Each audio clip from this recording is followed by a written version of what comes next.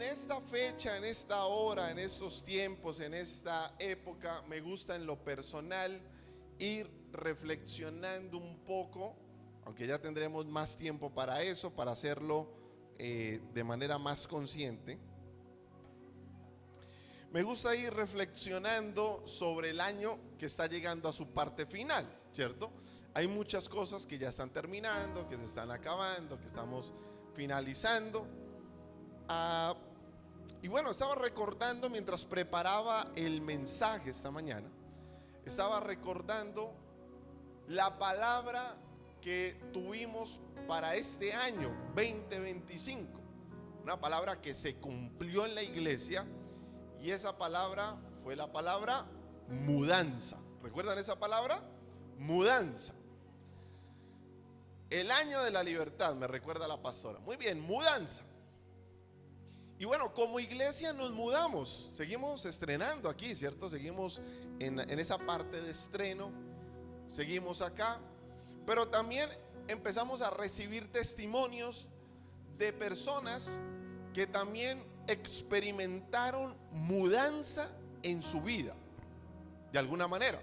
Empezaron a experimentar cierto tipo de mudanza. Algunos donde tenían su negocio ya no está allí, ya está en otra parte. Otros, por ejemplo, se mudaron de vivienda también. Otros mudaron de hábitos, de malos a buenos hábitos. En fin, hubo muchas mudanzas. Unos que no eran papás, ya son papás, también mudaron, ¿cierto?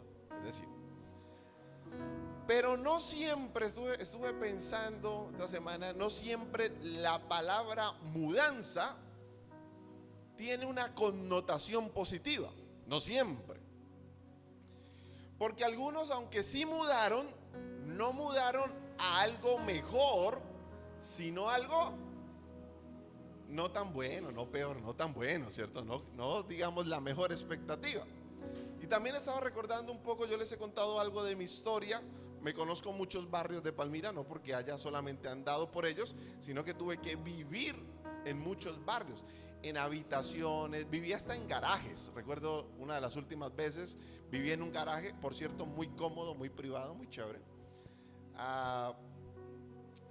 Y bueno, a veces cuando me decían mudanza, pues no era algo mejor, sino algo más estrecho, por ejemplo. Así que no sonaba muy bien la palabra mudanza en ese contexto, ¿cierto? Porque entonces pasaba de pronto de un apartaestudio a una habitación. Y eso, aunque era mudanza, no era la mejor mudanza para mí. A algunos les ha pasado eso este año, ¿cierto? Vivían en una casa muy cómoda con todas sus prestaciones, pero hoy de pronto, aunque están en una casa, no están en las mejores condiciones. Eso aplica para el empleo, para el trabajo, aplica para el emprendimiento, aplica para muchas cosas. Así que es posible que esta mañana algunos de ustedes se estén preguntando ¿qué pasó con la mudanza?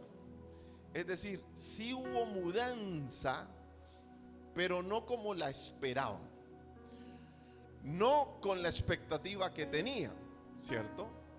Eso es como a veces el que se va para el exterior, ¿cierto? Dice, bueno, allá yo, mejor dicho, voy a hacer mucho dinero y toda la cosa. Y se muda al exterior y resulta que en el exterior a veces pasa más necesidad que acá, ¿cierto? Entonces uno dice, bueno, sí hubo mudanza, pero no con los efectos que se esperaban en ese momento. Así que pensando en eso, titulé el mensaje de hoy, ¿hasta cuándo, Señor? ¿Hasta cuándo, Señor? Y hoy quiero hablar un poco sobre la fe ante el silencio de Dios, porque quizás algunos este año le han hecho muchas preguntas a Dios y sienten, de hecho no lo iba a titular así, sino que uno de los títulos que tenía propuestos para este mensaje era cuando el cielo se queda en silencio. Cuando hacemos oraciones y no recibimos respuestas. Cuando tenemos muchas preguntas y decimos, pero no entiendo por qué. Así que esa es la fe ante el silencio de Dios. Y hoy quiero hablarle a ustedes que de pronto cargan con un peso que parece insoportable. Por eso empecé diciendo que ya hay ambiente decembrino, porque muchos empiezan a celebrar, muchos empiezan a festejar, pero de pronto en su corazón no tiene ese espíritu. Usted se estará preguntando, pero ¿yo qué celebro? ¿Qué festejo? ¿Una fiesta más? Si mi corazón, con todo lo que este año pasó, no tiene para celebrar. Y algunos cargan con ese peso que parece insoportable. Así que hoy no vengo a hablarles desde la teoría, no vengo a hablarles desde un púlpito lejano. Hoy vengo a hablarle al corazón que sangra, al corazón herido, a ese corazón que, aunque está llegando a un ciclo final en cuanto al año se refiere, siente que está partido en 1000 pedazos. Porque al Dios que buscó, al Dios que proclamó, al Dios que quiso tener una relación con él, no le encontró como hubiera querido encontrarle. A ese corazón es que vengo a hablarle esta mañana. Y hay una pregunta que tarde o temprano nos hacemos todos en la oscuridad de la habitación. Y esa pregunta solamente son 2 palabras, pero 2 palabras que retumban en medio de la crisis. Y la pregunta es, ¿por qué? Es una pregunta muy fuerte, es una pregunta bastante, que tiene, diría yo, pesa toneladas, pero es una pregunta que se deriva de otras. ¿Por qué a mí? ¿Por qué a mí? ¿Por qué a mí, que busco a Dios, que amo a Dios, que mi anhelo es estar con Dios? Y claro, ese por qué a mí tiene por allí en una connotación otras derivaciones, porque ese por qué a mí es que a veces me comparo con otros que no buscan a Dios, que no están en la iglesia, que no leen la palabra, que no oran, y usted los ve en otros estados. Y usted se pregunta, ¿por qué a mí? Pero ese por qué también tiene otro, y es ¿por qué ahora? ¿Por qué tenía que ser en este momento si es el peor momento? ¿No pudo haber pasado en otro instante? Eso es como cuando usted tiene una situación en la casa, ¿cierto? Y está estrecho financieramente, y entonces se funde una lámpara, se daña la licuadora y el carro no prende. ¿Por qué ahora? O sea que el carro no prenda otro día, pero no podía prender es justo ahora. Es decir, ¿por qué ahora es que me están pasando estas situaciones? Y viene también de allí otra pregunta, y es: si Dios es bueno y todo lo puede, ¿por qué permite este dolor? Esa es la pregunta clave esta mañana. Si Dios es bueno y todo lo puede, ¿por qué permite este dolor? ¿Por qué me deja transitar en el valle del dolor? ¿Por qué pasa eso? Bueno, los teólogos llamamos a esto el problema del mal. Y es un cuestionamiento permanente. ¿Por qué, habiendo un Dios bueno, permite cosas malas? En términos más técnicos, es la teodicea, ¿cierto? ¿Por qué ese Dios bondadoso, lleno de amor, lleno de misericordia, por qué ese Dios grande, todopoderoso, permite eso? Pero cuando uno está sufriendo, no le importan las definiciones teológicas. Puede la Biblia decir lo que diga, la teología decir lo que diga, sufrimiento es sufrimiento.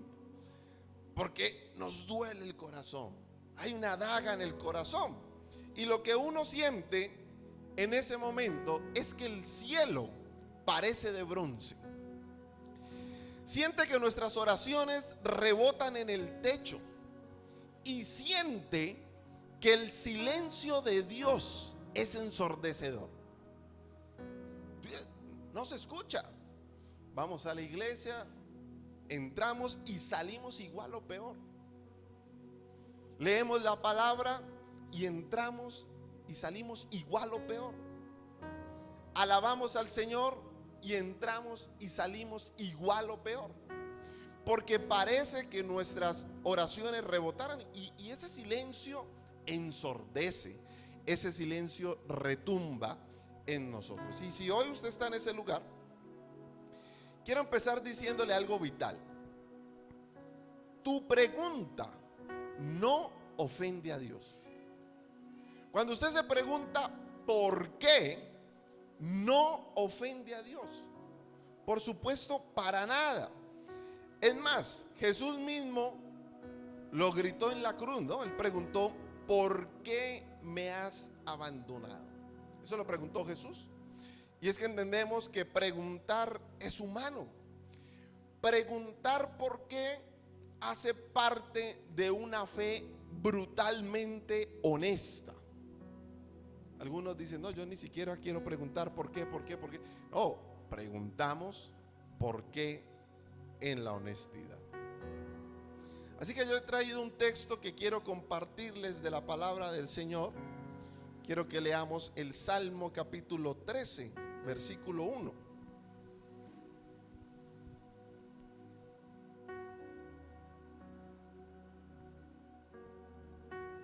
Este es un salmo de David, el rey David, que teniendo luchas, aflicciones, se hizo la pregunta que nos estamos haciendo esta mañana. Y él en este salmo dejó el registro y dijo y preguntó: ¿hasta cuándo, Señor? ¿Hasta cuándo me ocultarás tu rostro? ¿Te olvidarás de mí para siempre? Mire todas las preguntas que le hace el salmista. Y él sigue en su interlocución diciendo: ¿hasta cuándo debo estar angustiado y andar triste todo el día? ¿Hasta cuándo mi adversario me dominará? Y es interesante este salmo, aunque es un salmo corto, apenas tiene 6 versículos. Cuando usted lo lee todo, tiene una intensidad desgarradora. Casi que uno podría verle la cara a David preguntándose, angustiado, preocupado, yo diría que con lágrimas en sus ojos, haciéndole estas preguntas a Dios en lo más profundo de su corazón. Y nosotros sabemos que David fue un adorador por esencia. Eso no le quitó lo adorador, eso no le quitó su relación con Dios, eso no le quitó uno de sus títulos, que fue un hombre conforme al corazón de Dios. Pero aún así preguntó, interpeló al Señor diciéndole: ¿hasta cuándo? Preguntándole ¿hasta cuándo? Y allí hay una repetición que revela una angustia progresiva, es decir, una angustia que empieza de menos a más, porque así son nuestras angustias. Uno se preocupa por algo pequeñito, después algo más grande, y después va subiendo la intensidad de la preocupación que tiene. Pero hay, por lo menos, quiero que revisemos también por lo menos la anatomía de la angustia. Es decir, este salmo me ayuda a revisar cómo es la angustia, cuál es su forma, cuál es su anatomía, y habla por lo menos de 4 gritos que hace el salmista. Mírenlos acá, aunque ya los leímos, los he pintado de diferentes colorcitos para que usted ahorita esquemáticamente diga: ah, allí los estoy viendo. Y su primera pregunta es: ¿hasta cuándo, Señor? Pero dice allí: ¿hasta cuándo me ocultarás tu rostro? Otras versiones dice: ¿me olvidarás para siempre? Es una pregunta que hace el salmista. ¿Me olvidarás para siempre? Así que David siente que Dios ha borrado su existencia de su memoria. Lo que está expresando David es un miedo al abandono total de parte de Dios. Por eso pregunta: ¿hasta cuándo me ocultarás tu rostro? ¿O te olvidarás de mí? Y sigue diciendo, en la cultura hebrea Dios escondía el rostro. Esa era la señal de máxima desaprobación. Por eso cuando dice ocultarás el rostro de mí, está diciendo estoy desaprobado por parte de Dios. Y aquí algunos que sienten el silencio de Dios se sienten desaprobados por Dios y se empiezan a preguntar, ¿qué estoy haciendo mal? ¿En qué estoy fallando? ¿Qué me falta? Esas son preguntas de desaprobación, ¿cierto? Como si Dios aprobara y aprobara. Pero le pasó a David, y David por eso hace esos términos de preguntas. David, como alguien me dijo en estos días, siente que perdió el favor de Dios. Uno en términos más modernos diría, siente que perdió la gracia de Dios. Y los que pierden la gracia de Dios se llaman desgraciados. Se sienten desgraciados. Por eso dicen, estoy viviendo una desgracia. A eso se refiere. No tengo la gracia de Dios en mi vida, porque han perdido el favor de Dios. Pero también hay otra pregunta allí, es ¿hasta cuándo pondré consejos en mi alma? Pero aquí la podemos decir de otra manera, la tercera. ¿Hasta cuándo debo estar angustiado? ¿Hasta cuándo? Es decir, la angustia me habla de una batalla mental. La NTV lo traduce como luchar con mis pensamientos. Y luchar con mis pensamientos no es otra cosa que la ansiedad, porque nos carcome, ¿no? Nos pone a pensar, nos pone a repensar o a sobrepensar sobre lo mismo, de lo mismo, de lo mismo. ¿Qué pasará así? ¿Y ahora qué? ¿Y esto es lo que resulta? Bueno, eso le estaba pasando a David.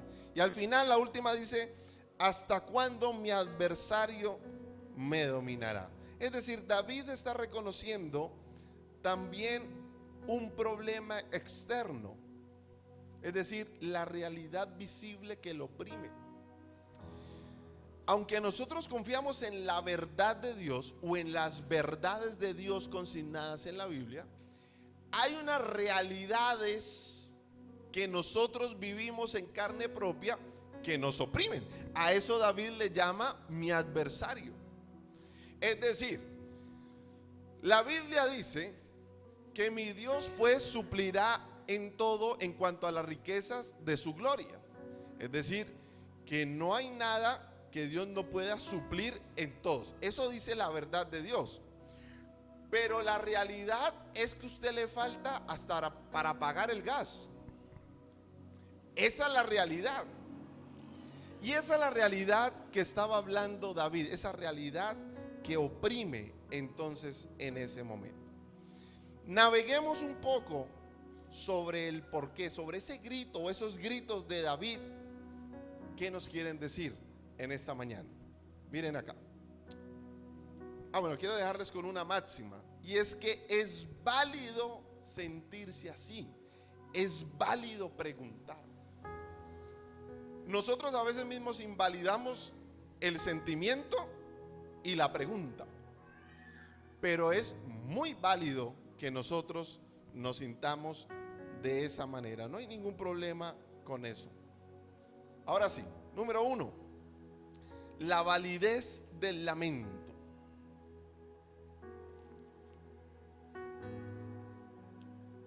A menudo pensamos que la fe siempre es sonreír, siempre es estar de buena actitud. Pensamos que la fe es eso. Siempre estar contento, haciendo chistes, riéndonos, haciendo recocha con el uno y con el... tiene mucha fe. Y aquel que de pronto está pasando por un momento de dolor, de crisis, decimos, le falta fe. Pero nada más lejano de eso. Por eso estoy hablando aquí de la validez del lamento. No siempre la fe es sonreír, no siempre es decir amén. Pero aquí nosotros tenemos que ser muy honestos con nosotros mismos. ¿Cómo nos sentimos? ¿Cómo fue tu año? ¿Cómo está terminando? ¿Cómo te sientes al respecto? Porque algunos reprimen el dolor ante Dios y lo que construyen es una pared de hipocresía. Incluso con Dios van a hacer sus oraciones y todo es gozo, todo es muy bonito. Incluso uno ve las redes sociales, las historias y publicaciones, y uno ve gente haciendo su devocional con una perfección, la Biblia, la velita, todo, pues el cafecito. Uno dice, ay, esa vida tan perfecta. Bueno, esa no es la vida real. Hay gente haciendo devocionales llorando. Hay gente haciendo devocionales queriéndose quitar la vida. Hay gente que hace su devocional no queriendo saber nada más de nada más, ni de nadie más. Esa es la vida real, ¿cierto? Yo sé que las redes se especializaron en pintarnos la vida irreal, ficticia. Pero eso no son todos los momentos de nuestra vida. Nuestra vida es mucho más allá que eso. No solamente David preguntó hasta cuándo, Job preguntó por qué. Esa era la pregunta de Job. ¿Por qué? ¿Por qué? ¿Por qué si soy un hombre justo? ¿Por qué si amo a Dios?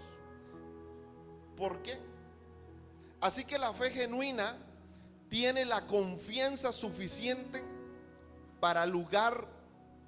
suficiente para quejarse con Dios, en lugar de quejarse de Dios. Eso es diferente. Una cosa es que yo me queje con Dios y otra cosa es que yo me queje de Dios. Mire lo que dice, vamos a leer Job, capítulo 10, versículo 1. Dice: ya estoy harto de esta vida. Como diríamos los bayunos, harto de esta vida, ¿cierto? Esa es la versión bayuna. Por eso doy rienda suelta a mi queja, desahogo la amargura de mi alma. Eso fue lo que dijo Job. Es decir, Job prefirió hacer eso. Y yo le puse una notica a este versículo, si me lo permite. Y es que Dios prefiere tu queja honesta a tu adoración fingida. Porque algunos son muy, como la canción dice, la canción popular, ¿no? Como el payaso. Ríe por no llorar. Y no hay mejor relación con el Señor que entregarle nuestra queja. ¿Por qué? ¿Hasta cuándo? Como sea.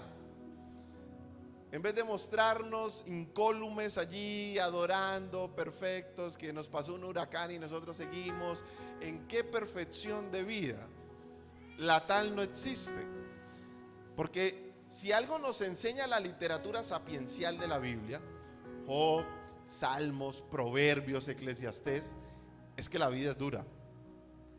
Eso Salomón y el escritor sapiencial lo descubrieron, pero lo afirmaron también. Con Dios o sin Dios la vida es dura. Con Dios, por supuesto, tenemos un aliciente. Jesús dijo: en el mundo tendréis aflicción, pero confiad, yo he vencido al mundo. Es decir, tenemos un aliado en la batalla de la vida. Pero no significa que la vida sea fácil. La vida no es fácil. La vida es dura. Número 2, el misterio del tiempo divino. Ahí está, el misterio del tiempo divino. Es decir, lo hemos dicho aquí hasta el cansancio, pero vale la pena repetirlo. La perspectiva de Dios es diferente. Dios siempre está mirando desde arriba, por hablar de perspectiva. Nuestros problemas siempre los miramos de frente, o incluso así, porque parece el problema más gigante que nosotros, el dolor más grande que nosotros, la situación más grande que nosotros. Pero Dios siempre mira desde arriba. Por allí anda un candidato a la presidencia diciendo que no hemos aprovechado un recurso que tiene el Ejército Nacional, y es la parte aérea. Y él decía: siempre desde el aire vamos a ganar, porque tenemos ese recurso. Bueno, en este caso Dios siempre ve las cosas diferente a nosotros. Y hablando del tiempo, David repite siempre: ¿hasta cuándo? Y ese cuándo me habla de tiempo. Porque la percepción de tiempo en David está distorsionada por el dolor. Es que el dolor nos distorsiona la percepción de tiempo. Porque usted siente que está sufriendo hace como 100 años. Mire, cuando usted la pasa, yo recuerdo, cuando usted está empleado, ¿cierto? Yo hablaba con una compañera de trabajo la otra vez, que nos encontrábamos cada lunes, por supuesto. ¿Cómo te fue el fin de semana? No, súper bien. Y yo le decía, pero ¿no sentiste que fueron 3 minutos del fin de semana? Uy, es que increíble, el fin de semana pasa súper rápido. Pero cuando usted está padeciendo, sufriendo, esperando, se hace eterno. Porque el dolor distorsiona nuestra percepción del tiempo. Por ejemplo, en tiempo real, ¿cuánto es esperar 10 minutos en la EPS? Como 100 años, ¿cierto? Eso es larguísimo. Eso pasa al uno. ¿Cuánto esperó? 15 minutos. Pero usted sintió que fueron una eternidad. Precisamente porque el dolor hace eso. Ese minuto de sufrimiento parece una hora. Pero no nos podemos olvidar que la Biblia nos dice que Dios es eterno. Eterno significa que ni siquiera tuvo principio, porque Él está por encima del tiempo, por encima de la línea del tiempo. Él ve el tapiz completo. Nosotros solamente vemos una parte, un nudo, un fragmento, algo chiquito. Nuestra visión es muy corta. Yo creo que Dios en nuestra situación nos ve y piensa o dice: ay, si supieras todas las bendiciones que hay detrás de eso que estás pasando. Por eso cantábamos ahorita: tú conoces mi camino. Tú, hablando del buen pastor, porque ese buen pastor conoce que lo que está sufriendo ahora no es eterno, no es duradero, aunque parece, pero no lo es, porque Él ve el tapiz completo. Y hay un texto que quiero regalarles, que está en Isaías. Lo conocemos, pero de pronto algunos no, quise traerlo, muy conocido por todos. Dice: porque mis pensamientos no son los de ustedes, ni sus caminos son los míos, afirma el Señor. Mis caminos y mis pensamientos son más altos que los de ustedes, más altos que los cielos sobre la tierra, más altos. Es decir, lo que Dios piensa de nosotros, lo que Dios sabe de nosotros, las ideas de Dios son mucho más altas que lo que nosotros podamos imaginar. Pero volvemos, por eso hablamos del misterio del tiempo, porque del tiempo divino, porque no nos deja ver el cuadro completo.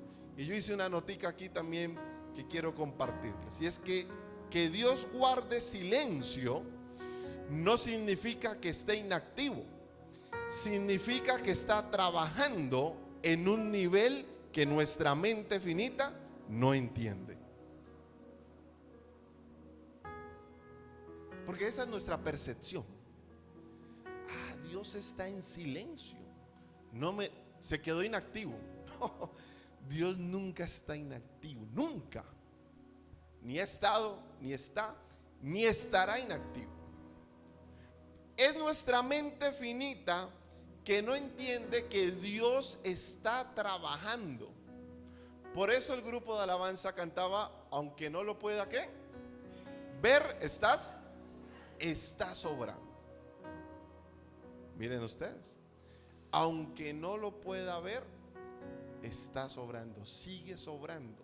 Claro, nosotros de pronto no lo vemos, no lo experimentamos, no lo sentimos, pero no significa ese silencio que Dios esté inactivo. Sigamos acá, número 3. El Dios que sufre con nosotros.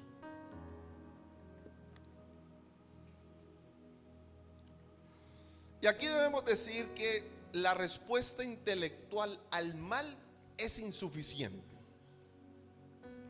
Intelectualmente es muy complicado explicarlo. ¿Por qué sufrimos? ¿Por qué niños inocentes mueren, se enferman de cáncer?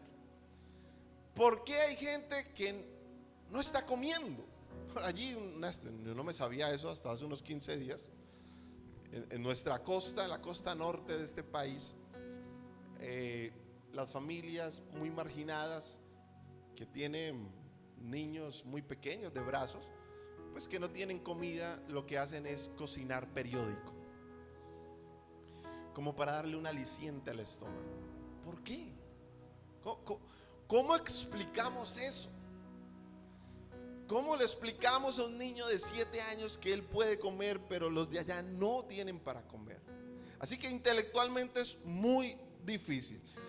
A lo que yo he concluido, que necesitamos no una respuesta intelectual, sino una respuesta relacional, de relación con Dios. Eso es lo que necesitamos, porque nuestra mente no va a terminar de explicar. Y el punto central de nuestra defensa de la bondad de Dios es la encarnación, lo que estamos viendo en pantalla. Es decir, el primer bueno aquí se llama Dios, que envió a su único hijo, hizo que lo sacrificaran, que se moliera por nosotros, por nuestras maldades, por nuestros delitos, pecados, por nuestras fallas, errores, ofensas, por nuestra perversión, maldad. Él se mostró bueno, y Dios no se quedó en el cielo viendo cómo David sufría, hablando del salmo inicial. Bueno, vamos a ver cómo, sí que sufre muy duro. Dios no está en el cielo viendo cómo tú sufres y no se le da nada. Dios no está viendo tu necesidad y está desinteresado en ella, desentendido. Ese no es el Dios de la Biblia. Nosotros creemos en Jesús, y Dios mismo más bien experimentó esconder el rostro de Jesús. Vivió el Salmo 13. Esas preguntas que nosotros vimos en el Salmo 13 se pueden trasladar perfectamente a Jesús en la cruz. ¿Hasta cuándo, Señor? ¿Hasta cuándo mis adversarios? ¿Hasta cuándo?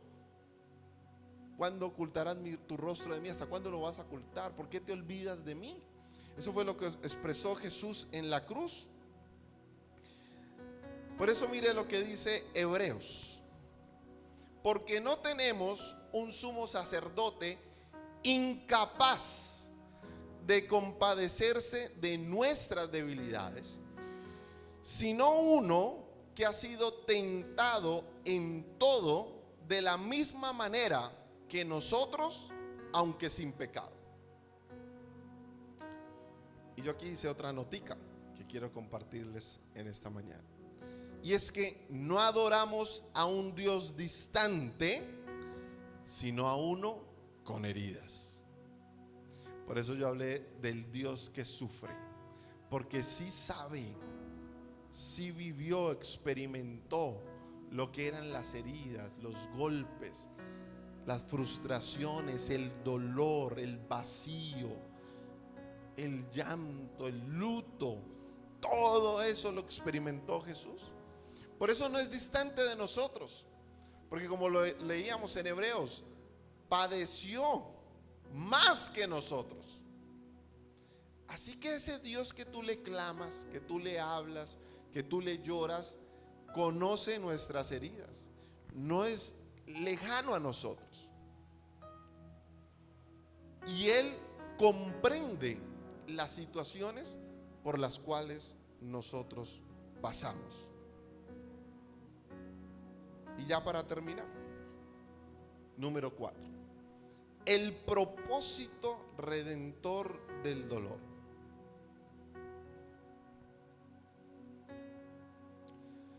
Muchos se preguntan siempre: ¿y cuál es el propósito de esta situación?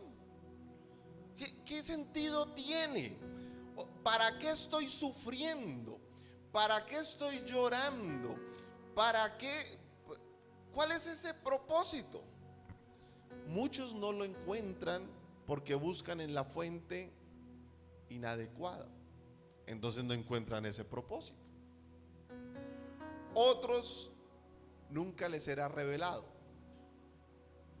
Llegará el día de partir a la presencia del Señor y no entenderán. Pero si nosotros en casa terminamos de leer el Salmo 13, que yo le invito a que usted lo medite en su casa, los versículos 5 y 6 terminan con David confiando y cantando, aunque la situación necesariamente no había cambiado para David. No es que todo se le arregló y David dijo, ay, ahorita sí, confiemos, cantemos, porque se nos facilita cantar cuando todo está bueno. Pero por allí dice otra canción, bueno en todo tiempo te alabaré, ¿no, Julián? En todo tiempo te alabaré. Ese es de bueno es alabar, ¿no? Bueno es alabar. Y entonces nosotros decimos, en todo tiempo así felices. Claro, porque la nevera está llena, el tanque del carro está lleno, ya llega la prima y en todo tiempo de prima te alabaré. Pero en todo tiempo de luto, de crisis, de frustración, de dolor, de falta, de necesidad, también eso lo entendió David por lo menos en ese salmo. Y aunque la situación no cambió, su perspectiva sí cambió. Cuando él le lleva su queja a Dios, honesta, su perspectiva de la crisis empieza a cambiar. Y empieza a cambiar de una manera especial. Y nosotros tenemos que decir, como lo dice el texto en Corintios, porque esta leve, ojo la palabra leve, se me olvidó resaltarla allí en rojo, leve tribulación, y sigue diciendo momentánea, produce en nosotros un cada vez más excelente y eterno peso de gloria. En la versión colombiana, este versículo en la primera parte podría decir, no hay mal que dure 100 años. ¿Se saben el versículo? Estos sí son colombianos, ¿cierto? Es lo que está diciendo Pablo en otras palabras, pero no termina allí, porque dice que produce en nosotros un cada vez más excelente y eterno peso de gloria. ¿Qué me está diciendo ese versículo? Que nosotros no sufrimos en vano. No. Dios está utilizando este tiempo, escúcheme muy bien, este tiempo de rostro escondido, porque usted no lo encuentra, usted no lo escucha, usted no lo ve, usted lo que ve es dolor, lo malo, lo negativo, usted nunca lo ve. Está utilizando este tiempo de rostro escondido para refinar una fe que valga más que el oro. Para él, ese es el propósito. Ahora usted dirá, pero ¿quién es este Dios que me pone a sufrir? No, pero primero Dios no te está poniendo a sufrir. Hay circunstancias naturales, hay circunstancias que son consecuencia también, pero que Dios permite para refinar. Usted dirá, ¿cómo así, pastor? Explique. Sí, hay consecuencias naturales. Que Dios no es un Dios bombero para que usted lo esté llamando para que le apague todos los incendios. Si usted dice, no, yo como sea voy a hacer un préstamo de 120 millones de pesos porque yo tengo mucha fe y confianza en el Señor y yo sé que ese carro que yo he querido y soñado me lo voy a comprar con ese préstamo. ¿Y usted cuánto se gana? No, yo me gano el mínimo, pero así sea lo que sea, yo lo compro. Y cuando las cuotas empiezan a llegarle de 2, 3 millones de pesos y usted, Dios, ayúdame, esta aflicción. Esa es una consecuencia natural de una mala decisión. Hay que asumirla. Y hay otras consecuencias o más bien efectos de la naturaleza, ¿cierto? Que naturalmente pasan, que no quisiéramos, pero que pasan en ese momento. Pero aquí estamos diciendo que Dios utiliza eso para refinar. No sé si tengo otra frase allí, no sé si la alcancé a dejar. No, ok. Pero lo que yo les quiero decir aquí, y estas se las digo, no se las puse allí, pero se las digo: el dolor es el cincel pero Dios es el artista. Otra vez, el dolor es el cincel, pero Dios es el artista.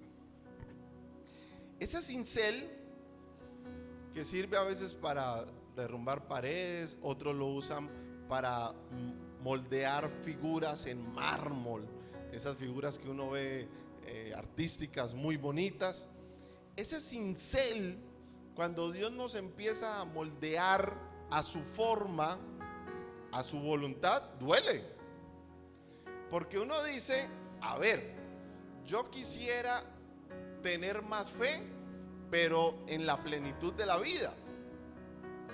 Pero se lo voy a colocar más básico y más con plastilina. Yo quisiera, voy a hablar de mí, para no colocar el ejemplo de la. Yo quisiera, y yo sé que mis hijas me molestan por eso, pero yo quisiera tener un abdomen plano comiendo pan y bocadillo. Quisiera. Si venden un libro de cómo tener un abdomen plano comiendo pan, gaseosa, Doritos y crispetas, lo compro, ¿cierto?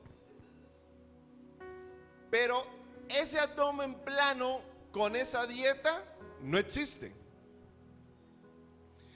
Tampoco existe una fe genuina, legítima, refinada y verdadera sin que pases un proceso. No es posible. No es posible ejercitar el músculo de la fe cuando Dios no mete la mano para refinar tu fe, tu confianza, tu actitud en medio del desierto. Esa es la prueba de oro. Porque en la playa todos nos vemos bonitos, todos lucimos bien. Pero cuando no estamos allí, cuando estamos en otros momentos de más oscuridad, no nos vemos bonitos. Nadie se toma selfies, ni hace historias, ni videos llorando en la oscuridad de su cuarto, clamándole a Dios. Por eso esta mañana, hablando del por qué, hablando de cuando el cielo se queda en silencio, hablando de esa fe ante el silencio de Dios, porque cuesta tener fe cuando Dios guarda silencio, cuando Dios no dice nada, y cuesta más cuando las circunstancias no mejoran, sino que empeoran. Por eso David lo hizo bien, porque su situación no cambió, pero él siguió cantando, adorando, clamándole al Señor, obediente. Hay un versículo que dice, estoy recordando en este momento, que a veces lo aplicamos para otras cosas, pero aplica para este momento. Y el versículo dice, no nos cansemos de hacer el bien. Y lo aplicamos para el servicio, lo aplicamos para ser buenas personas siempre. Pero ese versículo aplica para cuando estamos en una crisis con el Señor. A veces uno dice, no, pero haciendo el bien no me gané nada bueno, entonces ahora yo voy a ser malo. Ahora sí me van a conocer Dios, porque no, por eso dice, no nos cansemos de hacer el bien. El Salmo 13 empieza con angustia, pero termina diciendo, mas yo en tu misericordia he confiado. Mas yo en tu misericordia he confiado. Esa no es una explicación lógica del dolor. Allí no encuentro lógica, porque todo lo que dice hasta cuándo, no hay ninguna respuesta. Simplemente David dice, mas yo en tu misericordia he confiado. Así que David nunca recibió la respuesta del por qué. Yo les invito esta mañana a no entenderlo todo. Es nuestra tentación. Yo he estado en ese grupo, a entenderlo todo. Hay ese ánimo, esas ganas de ¿por qué? Y buscar, y parece más el desgaste en entender el porqué de todo que en confiar en el Señor. Yo más bien les invito a hacer lo que hizo David. Número 1, volcar nuestro corazón, es decir, quejémonos con Dios si es necesario, no de Dios, Eso cambia. Esa preposición cambia mucho la actitud. Quejémonos con Dios, no de Dios. Número 2, recordemos la misericordia de Dios en la cruz, enviando a su único hijo. Y número 3, decide confiar aún con lágrimas en los ojos. Aún con lágrimas en los ojos. Yo creo que oremos esta mañana, terminemos en oración este tiempo. Y quizás usted estaba esperando un mensaje de diciembre. Ya van a venir, tranquilos que van a venir unos mensajes bien chéveres de proyectos, de sueños, de metas. Pero creo que siento que algunos están terminando su año con pesadumbre, con dolor, con tristeza en su corazón, con angustia, como lo expresó David. Y cada vez, es más, ni siquiera quisieran ver luces en la que se empiezan a amargar, ¿no? No, este es el tiempo de confiar en el Señor. Póngase de pie, vamos a orar esta mañana.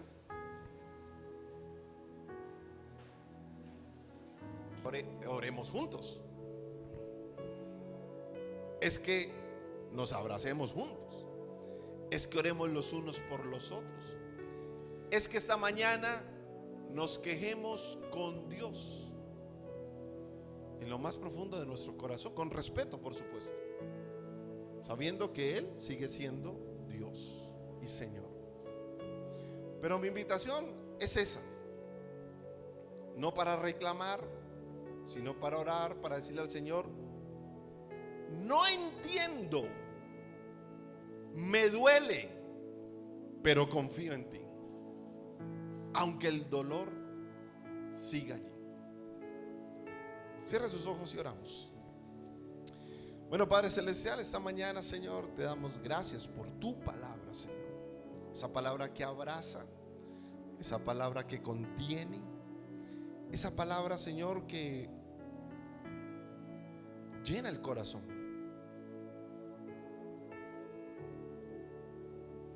Y esta mañana, Señor, yo quiero orar por todos aquellos que están pasando un momento muy difícil.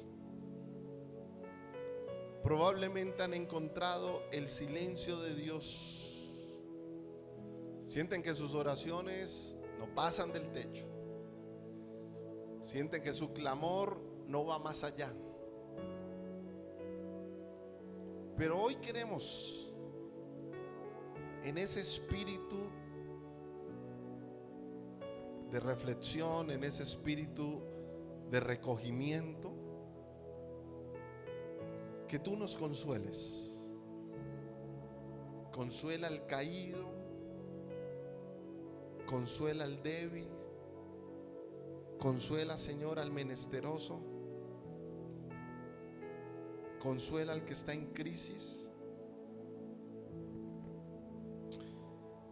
Señor, esta mañana nuestro mayor anhelo es sentir tu presencia en nosotros. Nuestro mayor anhelo es saber que estás aquí. Nuestro mayor anhelo es que nuestro corazón sienta refrigerio, nuestra alma descanse.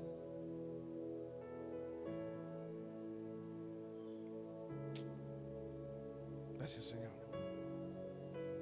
Siga orando, siga orando. Hable con el Señor.